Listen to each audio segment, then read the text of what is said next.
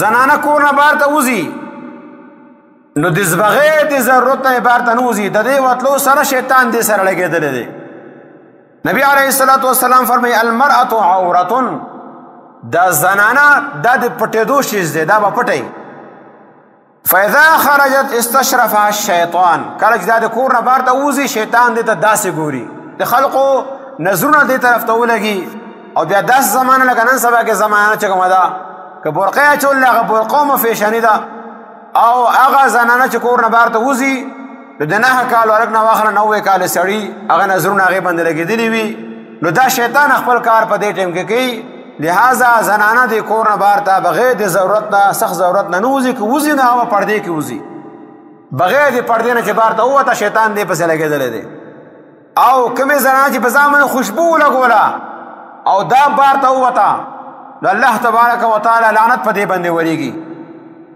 او کومې زنانه چې دا نری کپړې واچولې، نری څادرې واچو او سر نه ګوج جوړ کړه پاسه کېښودو او دا روانه ده بازار کې، او هر سړی هر دکاندار د دې ماما دی د دې ورور دی، دې باندې الله تبارک وتعالی تاسو نه لعنت ورېږي.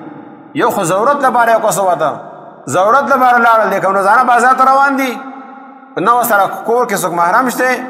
بعضې خلک چې کوم دی په خپله ورسره خوشحاله نه چې ما به څوک وویني نو په زنانه پرېږدي بازار کې په خپله لاړ شي ځانه نوره سودا کوي او هغو ته د ځانه سوداګانې وکړي. مخکې سړی څوک دی، د کوم ځای دی، د کوم ځای دی هغه دکان، د کومې علاقې دی، هغه د فرشته خو نه ده، هغه د نظر کې هغه سره شیطان لګېدلی دی.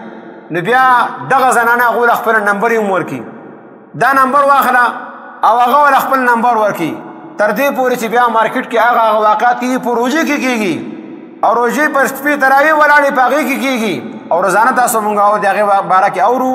د دې وجه چې کوم هغه ده چې شریعت مونږ ته کوم کار ښودلی د هغې نه مونږ خلاف کار وکړو.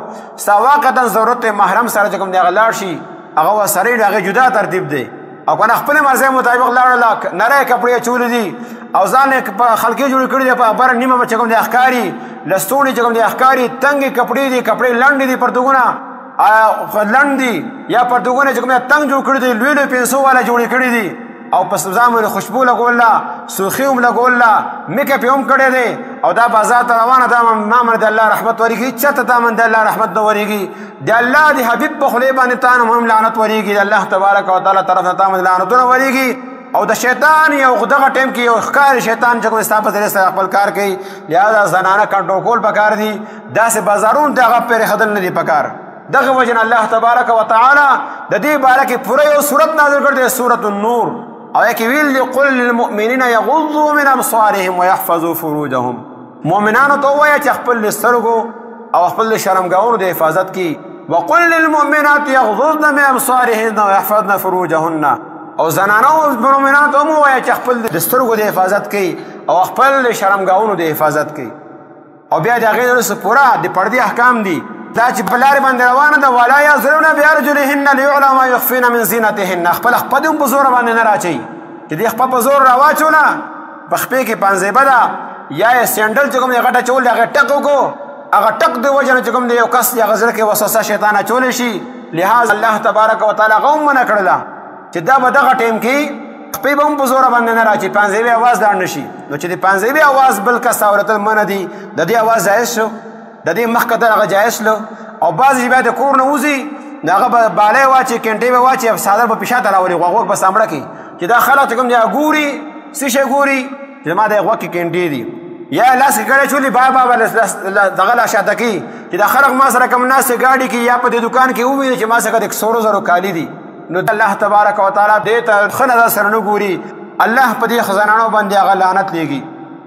نو دغه وجه نه الله حکم کړی دی چې دا پرده کوي سوا د خپل خاوند نه، خپل پلار نه، خپل سخر نه، خپل وراره نه، خپل خورۍ نه، خپل ماما نه، خپل تره نه، د دونه چې کوم دی نشته. یا مؤمن زنانه دي، کافرو زنانه هم پرده کوي، مؤمن زنانه دي. یا بعض دغه داسې چې هغه په محلي کې په علاقې کې بدنامه وي هغه چې کور ته راځي هغو نه هم پرده کوي. که ستا کور ته د هغو راځي نو هغو به هم هغو له منع کوي چې زمونږ کور ته مه راځه، د هغو نه هم پرده ده. دغه شان د کور کې هلکان دي، خادمان دي، نوکران دي، هغو نه هم پرده ده. الله تبارک وتعالی دا څه لپاره بیان کړی دی سورة النور؟ دې لپاره چې د فواحشو د بې حیایۍ لار بنده شي، او بیا اخیری الله وی چې کوم زنانه ته والقواعد من النساء اللاتي لا يرجون نكاحا فليس عليهن جناح ان يضعن ثيابهن غير متبرجات بزينه وان يستعففن خير لهن. انتهایی بډایګانې زنانه چې هغو سره اوس نکاح کول نه غواړي، که هغو نامحرمه سره مخکې راشي صرف مخ د هغو سامړی لاس سامړی نو څه ګناه پکې نشته دی. لیکن الله وایي که دې نه هم دو ځان بچ کړي وان یستعففن خیر لهن، که دې نه هم دا زنانه په دې بوډاوالي کې هم د نامحرم مخکې خپل مخ څرګند نه کړي نو دا دو لپاره غوره ده. اجازت یې راکړ دی، رخصت یې راکړ دی، لیکن عزیمت باندې عمل وکړي دا ورته غوره ده. او نن زمونږ اول نه چې کوم دی هر هېچا نه پرده شته نه، چې کله قبر ته کوځي نو هغه ټایم کې بیا یې پرده وکړلی او پردې والا هم هغه کسان ټول د محلې هر یو یې زما رشته داره ده هغه راشي پرده چې وکړي نو رومیان نیولې ایستلی پاسه نه ورته ګوري یا به لاندې نه سورونه ورته ګوري نو هغه پردو بیا څه پرده ده؟ پرده خو هغه ده چې مخکې نه دی پرده کړې وې، ځان یې په حفاظت کې ساتلی وې. او دا چې کوم سړي دی چې ورور دی پلار دی هغه د خلکو ته ووایي چې نامحرمه د دې خوا نه لر شئ، دې دنیا کې پرده کړې وه په ژوند کې، اوس دې له هم زه پرده کومه دې باندې نامحرمه سړي نظر ونه لګي. نو هغه شان ته څوک کوي زمونږ څوک اوري نه نو د دې وجه نه دا د شیطان او دو سره خپل کیل کې شیطان چې کوم دی هغه خپل کار د دونه وباسي. دا وجه نبی علیه الصلاة والسلام فرمایي لعن الله الناظر والمنظور الیه، کم کس چې ګوري هغه باندې هم لعنت دی، چاته چې قتلی کېږي او هغه په دې باندې خوشحاله دی د باندې هم لعنت الله تبارک وتعالی لعنت دی. لعنت معنی د الله د رحمت دغه ټایم کې دول لري دي.